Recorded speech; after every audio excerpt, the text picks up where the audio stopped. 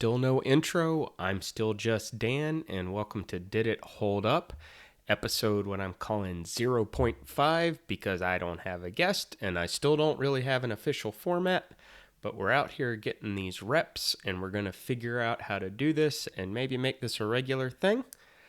Once again, the premise of the show is I go back and watch something from some era in my life. Might be my childhood, might be my teenage years, might be my preteen years, might be when I was 20-something.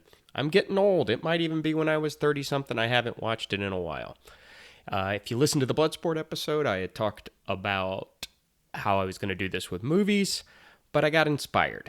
I listened to the recent Phantom Island episode with Stephen Godfrey and Hector Diaz talking about Hulk Hogan and his legacy and how we contend with that and just the interesting story of him. And it made me realize maybe I should revisit more media and more content and not just movies from my childhood.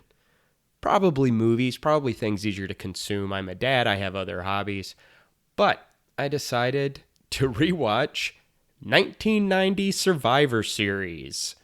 That was the introduction of The Undertaker and was right after Hogan had lost the title to Ultimate Warrior. Couple other interesting touch points. It was Legacy WWF. It was right as they were shifting in their 80s persona into the 90s persona, lead up to the Attitude Era, etc.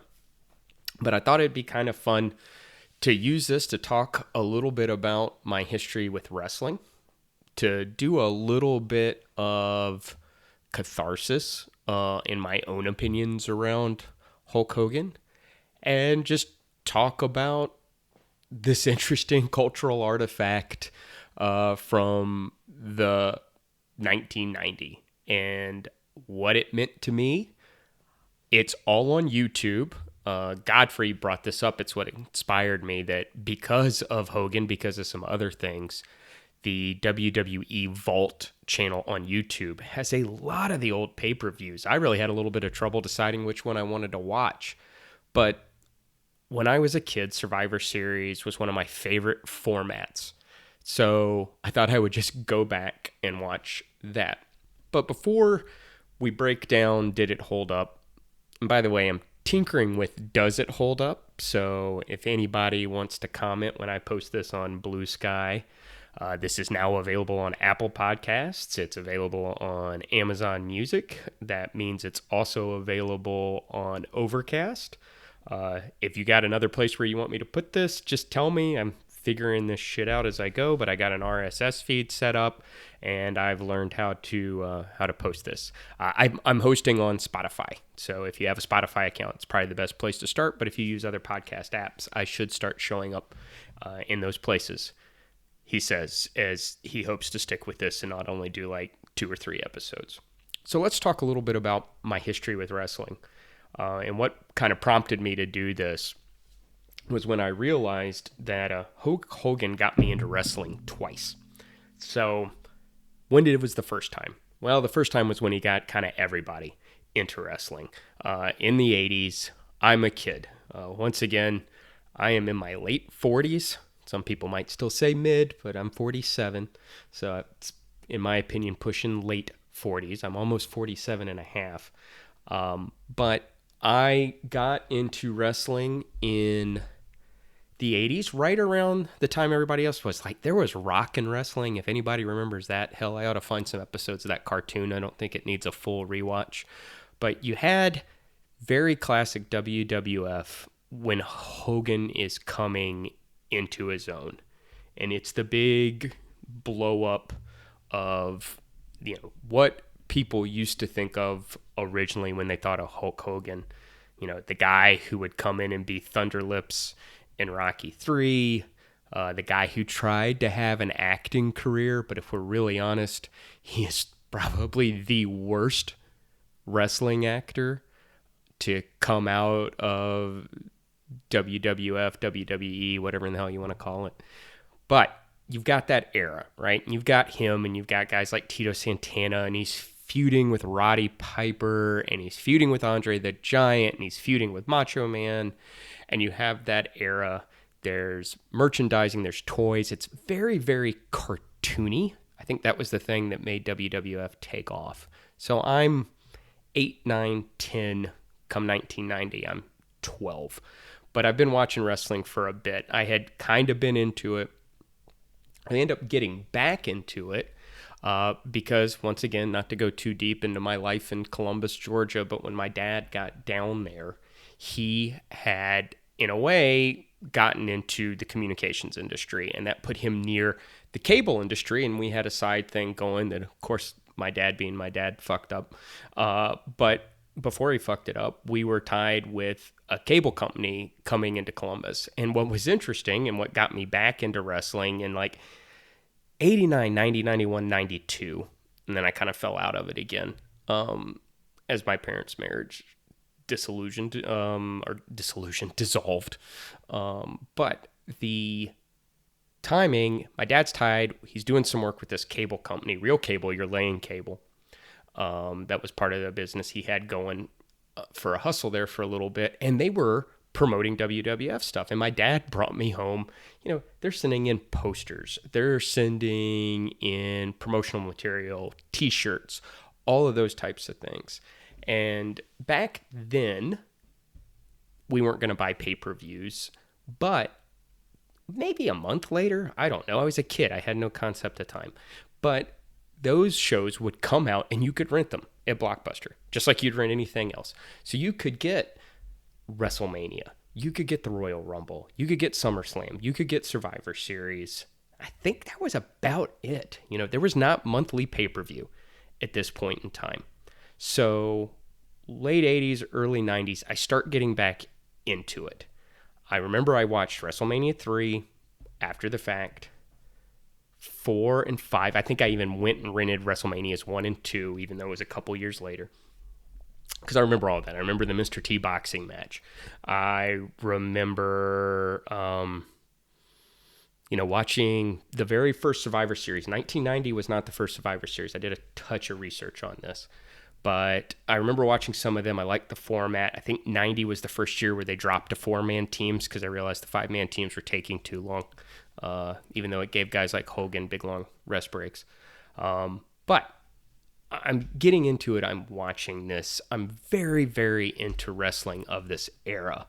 And I'm very, very into WWF. I do try to watch some, I don't even know if it was WCW back at this point in time. It may still have been NWA. But, things are bouncing around. It's tough. You don't know if you're watching reruns and stuff when you're a kid. This Survivor Series had Dusty Rhodes in it, so that meant he'd already moved over. Ric Flair, of course, has not shown up yet, but Dusty Rhodes is in the WWF, WWE at this time. And I'm just remembering this era. It was still very big characters. They were very cartoony. They really attracted to kids. It was relatively still clean cut, right? This is pre-Attitude Era. And I'll actually talk a little bit about that in this because there's a couple things that jumped out when I rewatched Survivor Series. But it's pre-Attitude Era. The good guys are good guys. The bad guys are bad guys. Every now and again, you get a little bit of edge cases, right? Guys are still doing heel turn, face turn. You're starting to get some edgier characters and stuff. I cannot remember if Hogan has wrestled Tony, or is it Tony or Tim Lister? Zeus, right? Debo from Friday. Somewhere in here, that storyline's around all of this. Everything runs together. I was 12. But you're watching all of this, and I just remember going back to it with the promotional materials, and what kind of triggered it for me with Survivor Series was talking about, it was the reveal of Undertaker, The Undertaker. First time he shows up. Now, even as a kid, I remembered we'd seen him before. He had been part of the Skyscrapers. He could move for a big guy, but they're kind of pushing this. So on the promotional material, everything leading up is about Ted DiBiase. He's feuding with Dusty Rhodes. He's going to pay this guy. So all the promotional materials is like a blacked out guy just holding wads of cash, right? Because the $1 Million Man is going to pay this member to be a member of his team. So that just was really exciting to me. So before I dive fully into talking about Survivor Series, let me talk about very quickly the second time that Hogan got me into wrestling and a little bit about the rest of my background with wrestling. Because the second time was a perfect time for me at that stage in my life because it's the NWO heel turn when he goes to WCW. And I had not been watching wrestling for a while at that point, right? We're now talking... I started college in 1996. I know I didn't start watching again until I was in 96. But by 97, I'm definitely, like the 97, 98 school year, I'm definitely into wrestling. I'm definitely actively engaged in the Monday Night Wars. I got sucked back in because of Hogan. But in this instance, I'm sucked back in because of Hogan, but I'm sticking around for the same reason a lot of other people stuck around. I'm sticking around because of Kevin Nash. I am sticking around because of Scott Hall. They are so entertaining. I'm sticking around now because I'm a little bit older. I was a guy who wrestled as my sport, obviously completely different, but my primary sport, what I identify as, is a wrestler. And I've got into this, and so at this point in time, WCW has got Dean Malenko. They have got Chris Benoit. They're putting some luchas on, right? So you got La Parka coming out with the chair. They have Rey Mysterio at this point in time. They're really an all-around better product until Triple H and D-Generation X really start taking off in WWF. And at this point, it's still WWF. So I'm getting into this, right? And I'm in college. This is just perfect time for this shit, right? I mean, it is, you got nothing better to do. It's Monday night. Then you've got Thursday Night Thunder. What was that? I can't even remember what, SmackDown. Yeah, it's SmackDown. So you have Thunder, you got SmackDown. So now you got 2 nights a week you're doing this. You're into the storylines. You got friends. You also have what's completely different for people who remember from the 80s and 90s. You now have the internet. It's somewhat fledgling internet. It's still very, very message board, little past listservs, but you've got websites now and you've got early blogs. And this is where I actually started a very brief blogging career because I got so into wrestling that I actually volunteered to write for a website called DDT Digest. I think if you search DDT Digest Dan, you will find me doing some recap episodes. I was the guy who was on, was it WCW Saturday Night, where they would put a little more of the mid-card and undercard guys. It was a place where they tried out the up-and-comers, but I used to write review shows, show reviews, right? So I'd do recaps. I would do all the things that would happen. So I was in the sport. I was relatively smart mark, as they would say, at that point in time.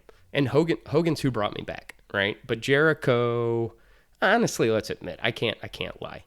This was right when Goldberg was coming up. He was that crossover between the old WWF style guy and these new guys who could actually move, who actually had some work rate. But the rise of Goldberg was pretty fun. Living in Atlanta, watching hometown WCW really taking off. You got Goldberg running in there too. Meanwhile, over on the other side of the aisle, you've got The Rock is starting to, they found a good character for him. You got Stone Cold really running. So you have all these things running. Wrestling's just hot, right? It's just very, very hot at this point in time. It's still in an era of the notion of appointment television. And I spent pretty much the next 4 years of college being really, really into wrestling. And then, I don't know, I can't remember what pulled me out in 2001. Like, they did Y2 Jericho. I just kind of got sick of following all of it. I graduated. I started working. Bluntly speaking, I got really into D&D at that point in time. And the Decipher Star Wars collectible card game, right? You only have so many hours in the day. I picked nerding about a different thing because wrestling nerds are still nerds. So this is my background, right? very, very into it. For the last 20 something years, I have pretty much solely followed wrestling via people posting about it on Twitter and Blue Sky. I know who people are a little bit. I pay a little bit of attention. I sometimes think about getting back into it, but there's only so many hours in the day, and I got models to build and minis to paint. I feel like once my kids get a little bit older, they're going to enjoy it, but I also can't pull them into it now, right? It's just, it was a family-friendly sport when I was 9. My oldest is about to be 9. I do not want him to be into wrestling now, right? Not that there's anything wrong with that. It's just a more mature product. It's the exact same reason I'm not going to show him. Someday he'll watch all the Marvel movies and DC stuff and Peacemaker, but he can't watch that now. He's not old enough. It's not that there's anything wrong with the product. It's just a more mature product. So that's my background. I think you probably picked up there's some passion about this. I used to really love the sport. I really, really got into the guys with good work rate, the guys who could both cut a promo and wrestle. I preferred the guys who could wrestle more than a promo, and we'll talk about how different that was going back and watching Survivor Series. So sit down today, go to YouTube, decide to say, you know what? I am going to watch Survivor Series 1990. It's the premiere of The Undertaker. I just kind of want to be reminded what those late 80s, early 90s, right on the cusp, looked like. So it was funny. Let's just dive in. Let's remember some guys, remembering some dudes. This absolutely made me do that. And it just started right at the beginning, right? I believe Vince McMahon is who is yelling out all the teams, growling at us, right? It became such a funny meme of him growling, but you forget that he was like the primary announcer for the show. The production values on this are hysterical. I mean, they were doing well at this point in time. They were popular. Godfrey talked about this. Hogan's a legit star at this point in time. All the wrestlers, all the big time guys are, right? You got 2 legit stars. You got Hogan. You have got Ultimate Warrior. And you got some other guys kind of up and coming. But the production values are great. It was very, if anybody knows what a video toaster is, it felt very, very video toaster. It felt very Star Swipe to this. Then we're going to Star Swipe to that. But that was what it was. And, you're going through that. And then I got kind of hit right in the heart because I forgot Kerry Von Erich was wrestling at this point in time. This is well after the motorcycle accident. I didn't know any of these things as a kid. It was really funny because he's on the Ultimate Warriors team and he's kind of Dollar General Ultimate Warrior.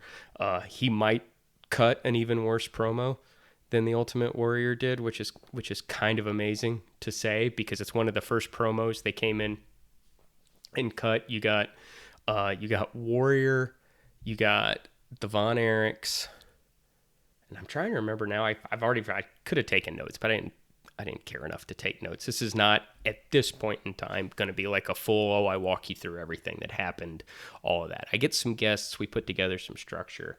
We'll sit down and we'll talk a little bit about, I'll come up with some formats. We'll remember some things, everything else. But right now, this is sort of me going in, diving into nostalgia and seeing what I remember. So you get out there, you see Kerry Von Erich wrestle. And I think it's kind of, it's funny to watch that. And we'll cut into the match here in a minute, but I got a couple notes here. I am looking at a few things. So, Roddy Piper's announcing on this. He's actually really, really good at it. I'm wondering if he was one of Tim and Gorilla Monsoon with purple sunglasses, purple lensed, shaded glasses on. It's amazing. Roddy Piper's yelling. They're both yelling. This is during Operation Desert Storm, if you want to really put together like a timeline for it. And, it starts, Piper cuts a promo on both H.W. Bush, but an even deeper one on Saddam Hussein, right? It's so perfectly 1990 wrestling.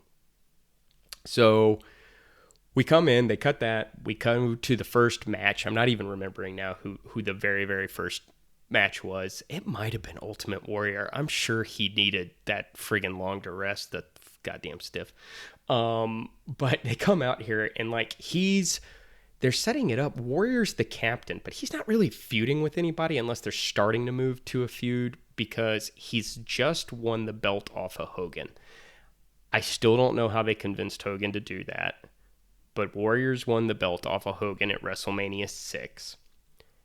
And he had to give up the Intercontinental title. And what they did is they set up a feud between, so the two teams are in this. And I guess take a step back. This is me going ad hoc. I have no notes.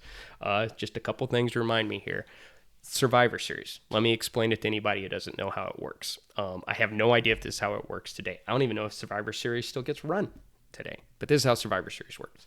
So what they did was they would run these feuds. All right, so they're running the feuds, standard wrestling fare. Two guys don't like each other, but at Survivor Series, what you do is you made a team of 4 guys, right? So it's an 8-person tag match. At this point in time, it's an 8-man tag match. I'm trying to be correct and inclusive there, but it's an 8-man tag match, 4-on-4.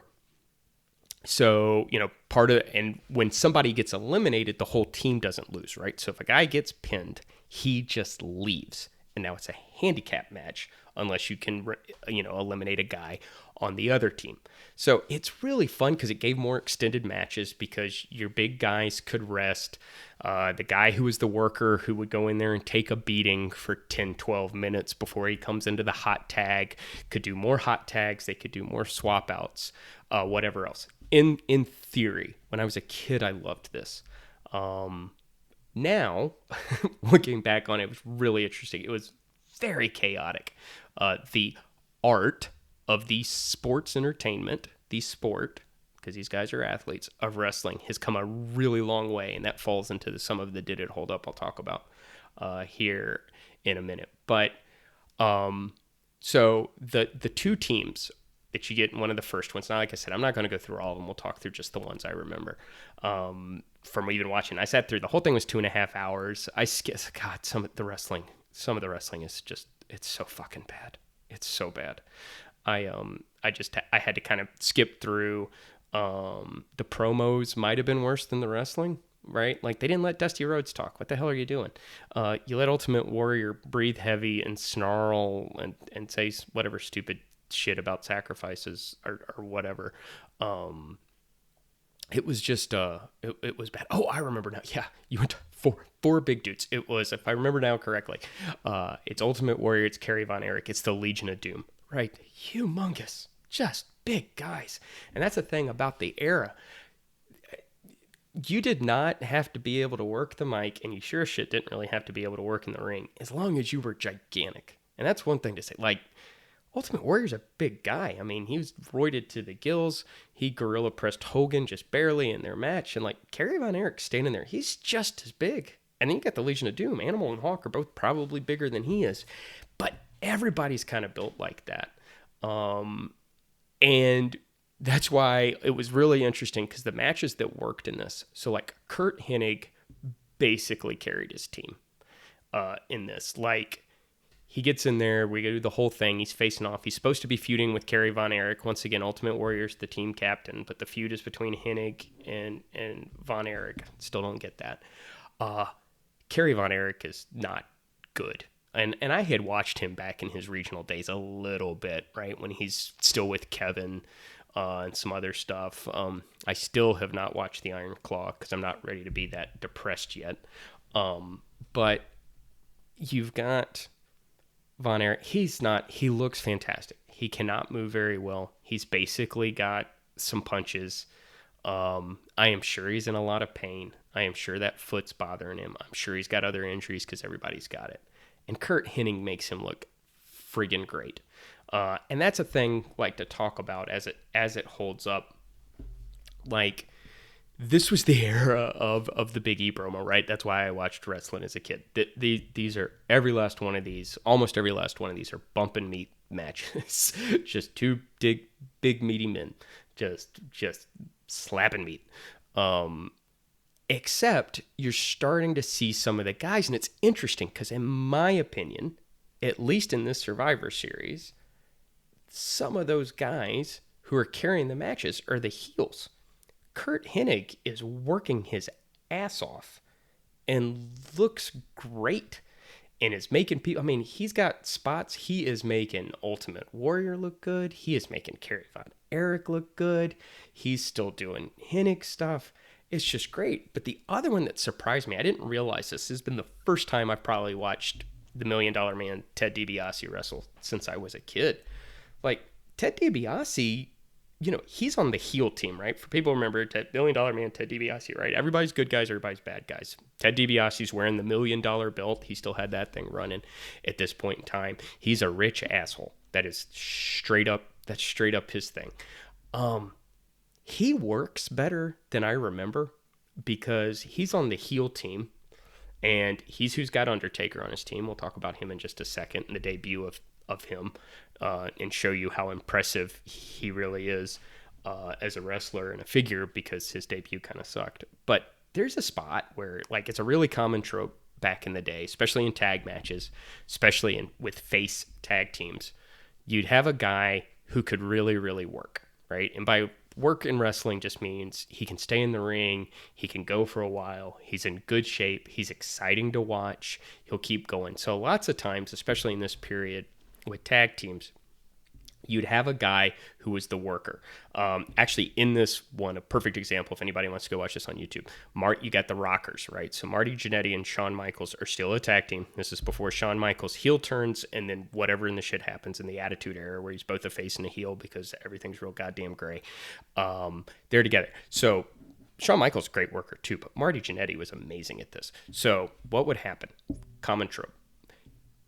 Marty Jannetty would spend some extended period of time just getting the hell beat out of him by the other two guys, especially if it's a heel tag team. They're just working him, right? And they're cheating, and they're doing the hold him in the corner, and somebody's distracting the ref, or the manager's interfering every time he tries to go get the tag, right? And you're just like, God. And I mean, some of these guys, extended periods of time. And then he would go make what's called the hot tag. And lots of times, the hot tag went to the guy who's big and exciting and strong, and he's got about 3 minutes in him before we're starting to trade arm bars and headlocks again, because he needs to rest, right? Classic example of that is the guy who just died, Hulk fucking Hogan. No one needed more rest holds than Hogan. He's a goddamn stiff. I'm watching him here in his prime. He cuts an amazing profile. Let me tell you, he still sucks to watch wrestling. It's right, and the gimmick, it works though. It sucks you in. He's a good performer, but he's not a worker. So anyway, what was funny about this in the DiBiase match is DiBiase is the guy. He goes in, he takes about 6 minutes of getting the hell beat out of him. Something like that. It felt like 6 minutes. Maybe it was less than that. But anyway, like, you're seeing, and what I wanted to kind of talk about, same thing I used with Bloodsport.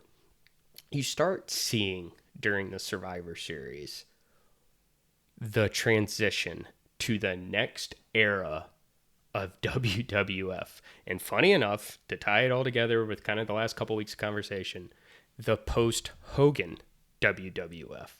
Because this kicked off in 1990, 30 years of Undertaker being a member of the WWF/WWE. And like, the gimmick sucked other than he looked so good. Not in the outfit. The outfit's really stupid. He's wearing an Undertaker outfit still at this point. It's got really hokey, like, cut off sleeves. He looks like really shitty cosplay. It's like terrible. But him, Mark Calloway, I think's his last name, looks so good. And he moves really well for a big friggin' guy. He does not out there wrestling like Hogan or Ultimate Warrior or Earthquake or Tugboat or any of those damn guys, or the Barbarian or the Warlord or any of these other guys you're seeing out here are huge and roided to the gills and can't move to save their fucking lives. He's a big guy. He can move. So it was really just like, you see that. You see Ted DiBiase being the heel, but carrying a match.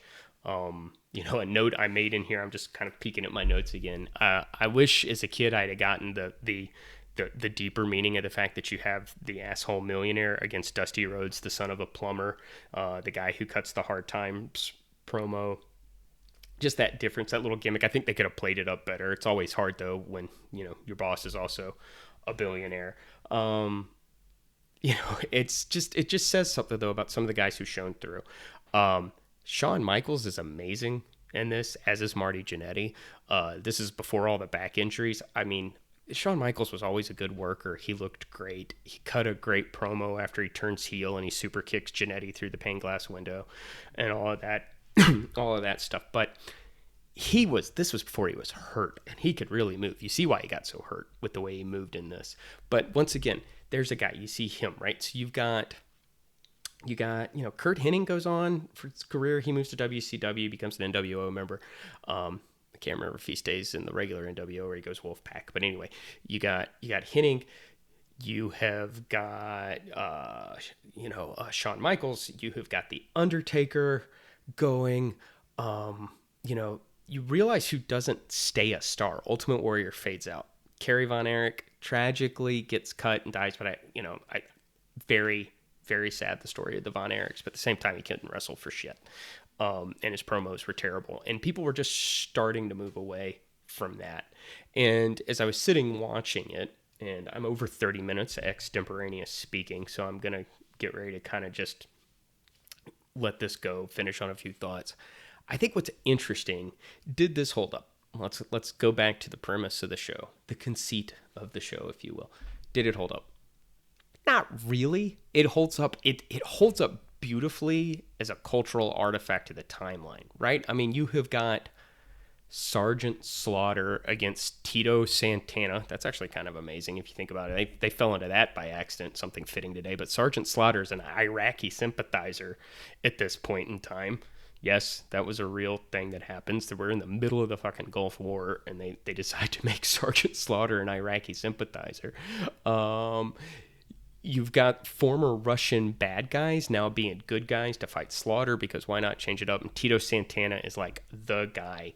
Here he is, Mexican-American, another guy who's a great worker in the ring facing him, right? So as a cultural artifact, it holds up only in the sense that it's kind of like reading a history book about wrestling and about seeing the early transition of WWF into what would eventually become the Attitude Era, which probably went too far at a point in time with all of that, right? Once you got people getting naked and whatever else, it might be fun to go back. I might have to find like a late 90s, early 2000s pay-per-view,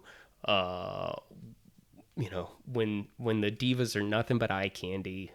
There are some real legit wrestlers in there, but they're just not letting them work and show off the way they do like today that I know. But I think it holds up in the sense of a cultural artifact. It does not hold up on a lot of different ways to even wrestling 5, 6, 7, 8 years later.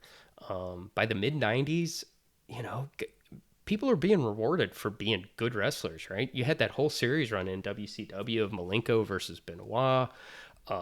Just great matches. Jericho's not a big guy, but he's taken off because he's both great in the ring. He's fantastic on the mic. They really started moving the sport towards the sports entertainment, towards like guys who could work, and could put on a believable match. Once again, did that go a little too far when Edge started jumping off 4 ladders into shit and they're throwing Mankind off of the top of cages? Yeah, probably went a little too far. But it's just, it does not hold up as that. The promos are actually not great in this. I think they're doing the best they can because they're trying to have a whole team of guys. Guys want to come cut promos. I mean, there's an interview with Macho Man who's not wrestling in this. I'm sorry, I think he was Macho King at this point. I have no clue what that storyline was about. I probably remembered it as a kid, but I don't remember now. But anyway, promos aren't great. It's just different. You're just not getting some of the stuff you get on a higher end wrestling thing now. But it did bring back some nostalgia. It was kind of fun to watch. It was to be reminded what it was like. It is truly, I think, a thing where I go, yeah, I left this behind as a kid. I did not enjoy this in the same way as an adult. It's definitely ironic. Bloodsport last week, there's some ironic, but it's also just a fun movie. We talked about it. I enjoyed it. It still holds up. It's still an entertaining movie. this is only entertaining in an ironic way, oddly enough, in a slightly intellectual way, just as a touch point from the time period. But I think that'll be the fun part of this show if I can stick with this. I hope you enjoyed this. I have now set this up, like I said. Did it hold up? Maybe it'll become Does It Hold Up? But it's on Apple Podcasts. It's on Amazon. It should be on other podcast platforms. It, of course, is on Spotify. If I can keep this going, I'll try to see if I can't get some guests, maybe even some people we know. I'm kind of damn shy, so I might not ask them. And I also don't want to indulge on some of the people we all know that I now consider my friends. But we'll see what happens. It'll be fun. I'm going to post this up on Blue Sky. I'll seek out some recommendations again for what I could watch next week. Going to try to do one episode a week. If it's by myself, I'm going to try to keep it to this. I'm coming up on 36 minutes. If I have a guest, we'll try to keep it to an hour. And still working out the format, still having fun with this. Thanks so much for listening, and I will see you guys next week.